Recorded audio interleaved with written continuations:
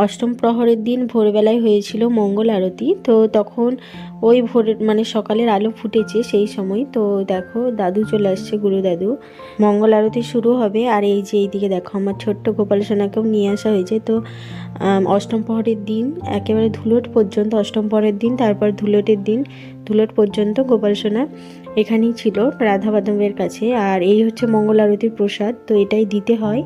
মুগ ডাল ভেজানো ছিল, তো ভিজে মুগ ডাল সাথে মিছরি গুঁড়ো করা হয়েছে, সাথে সন্দেশ, মিষ্টি আর বাড়িতে বানানো দুধের ক্ষীর।